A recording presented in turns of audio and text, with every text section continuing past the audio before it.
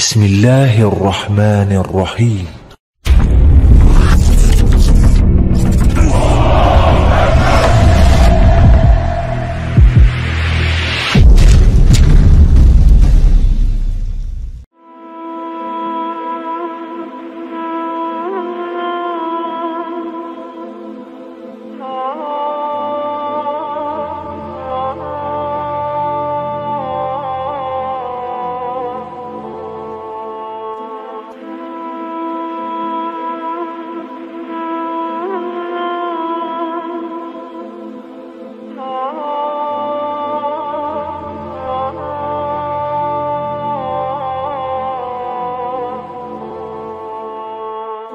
Bismillahirrahmanirrahim.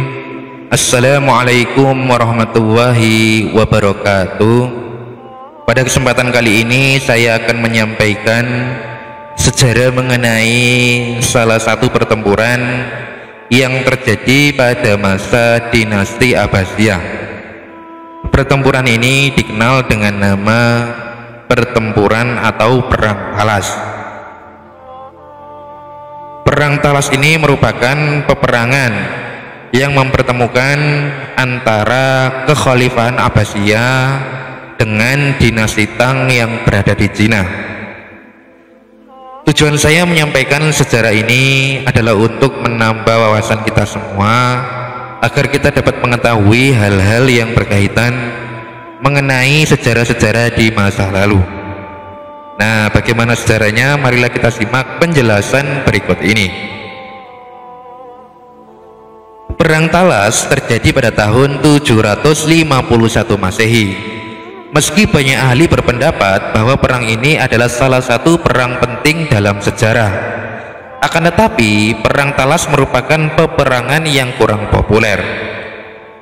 Perang Talas berlangsung di Sungai Talas yang saat ini berada di negara Kyrgyzstan. Ambisi dinasti Tang Cina dalam ekspansinya ke Asia Tenggara terpaksa pupus karena pasukannya dihabisi oleh pasukan Khalifah Abbasiyah.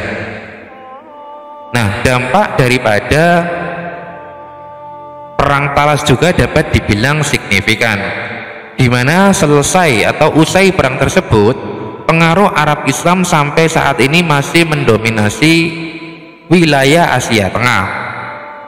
Selain aksi saling melukai layaknya dalam setiap pertarungan, dalam Perang Talas juga terjadi pertunangan atau pertukaran ilmu pengetahuan, di mana Islam mendapatkan teknologi pembuatan kertas yang didapat dari tahanan perang Cina, dan teknologi itu disebarkan Islam sampai ke Afrika dan Eropa.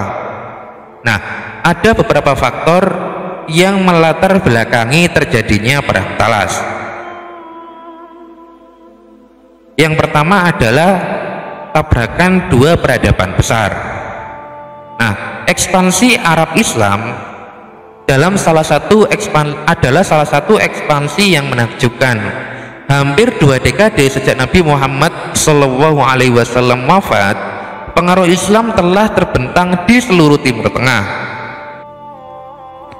Agama Islam menciptakan sebuah peradaban raksasa yang berpatokan kepada kitab suci Al-Quran dan hadis sang Nabi. Tapi Asia Tengah yang dihuni oleh orang-orang Iran dan suku Turki nomaden secara militer harus diakui sulit ditaklukkan.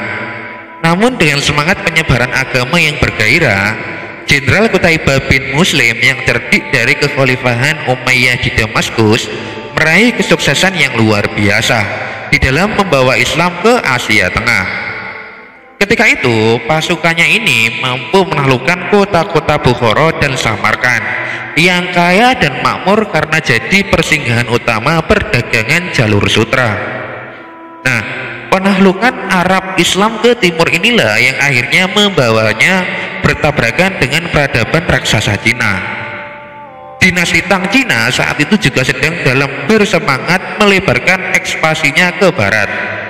Kedua peradaban tersebut dapat dibilang menyadari bahwa pertempuran di jalur sutra hanya akan mengganggu perdagangan dan merugikan secara komersial. Dan kedua peradaban sama-sama sudah menjalin komunikasi dengan saling mengirim duta besar. Akan tetapi kemudian kemunculan kerajaan Tibet yang kaya membuat jalan sejarah menjadi berbeda. Nah, kemudian faktor yang selanjutnya adalah faktor terlibatnya kerajaan Tibet.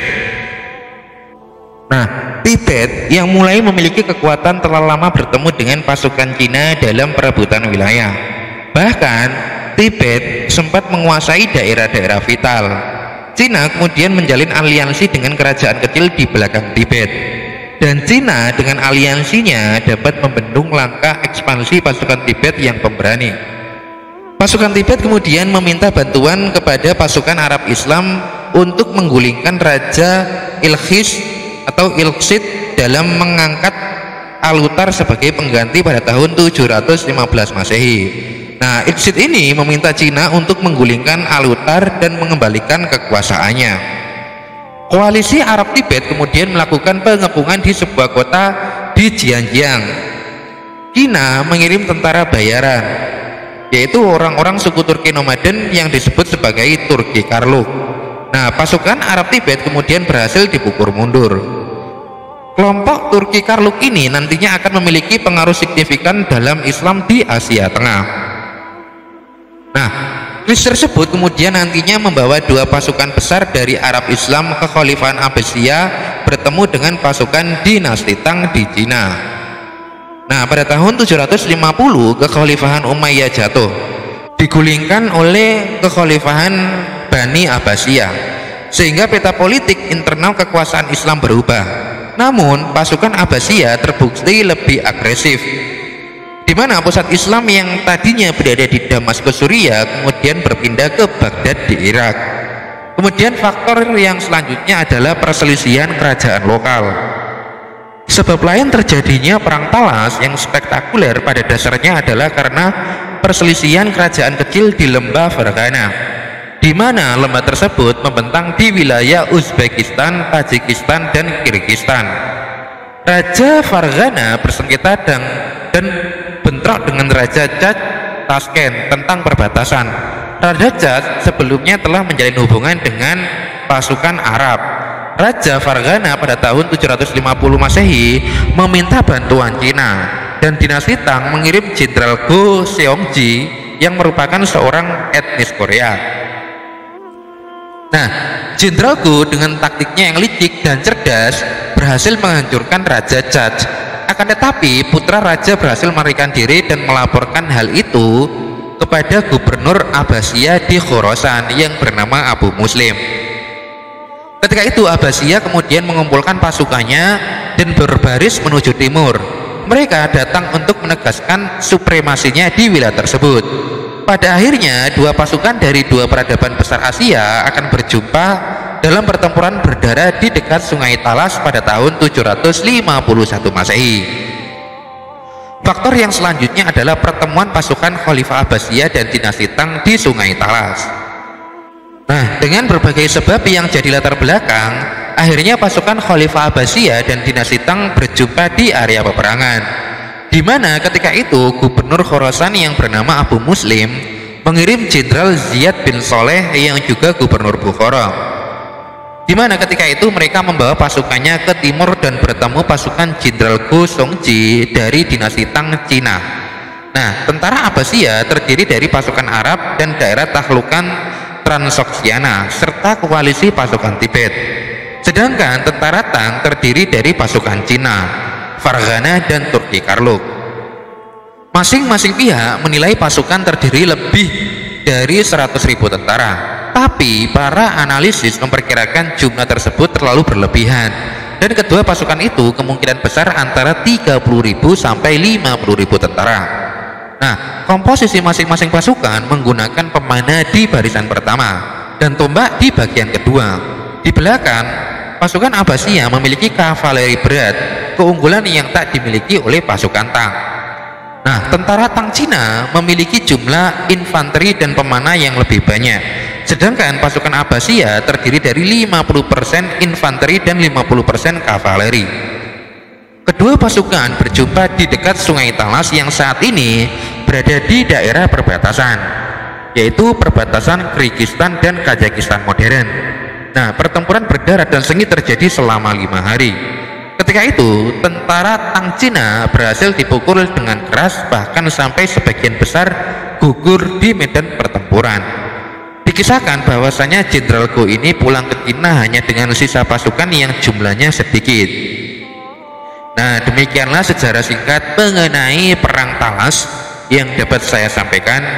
Semoga yang sedikit ini dapat bermanfaat dan dapat menambah wawasan kita semua. Karena tujuan saya menyampaikan sejarah ini tidak lain adalah untuk menambah wawasan kita semua. Akhirul kalam, wallahu a'lam bishawab. Billahi taufik wal hidayah. Wassalamualaikum warahmatullahi wabarakatuh.